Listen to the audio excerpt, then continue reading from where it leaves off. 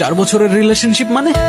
ঐশী, তুমি কিছু বলতেছো না কেন? 4 বছরের রিলেশনশিপ মানে কি? আমি কি ছিলাম তাহলে? কেই ছেলে? জানি না, আমি কিভাবে বলবো, আমি চিনি না। চেনো না মানে? তুমি আমাকে ভুলে গেছো? কি বলতেছো তুমি? ভাই সমস্যা কি? এভাবে ডিস্টার্ব করতেছেন কেন? Hey bro, sorry, ওর একটু প্রবলেম আছে। এই লোকটা কি বলতেছে তুই জানিস? বলতেছে 4 বছরের রিলেশনশিপ মানে কি? আরে কি বলতেছে? আরে ও আমাকে চিন্তাছে না আজব। আরে কি করতেছস? কোথায় নিয়ে যেতেছস তুই আমার? আরে শান্ত হ। কি শুরু করছিস তুই? এখানে সবার সামনে আপনি সিনক্রেট করতেছিলি কেন? তুই শুনছস ঐশীর হাজবেন্ড কি বলছে? ওদের 4 বছরের রিলেশনশিপ কিভাবে? আমি ছিলাম না 2 বছর, ওদের 4 বছর রিলেশনশিপের পর বিয়ে কিভাবে হয়?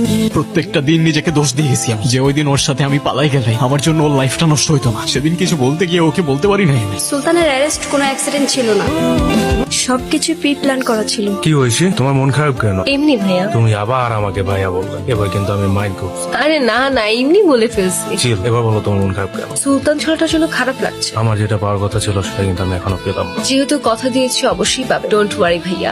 আবার ভাইয়া। সরি আর বলবো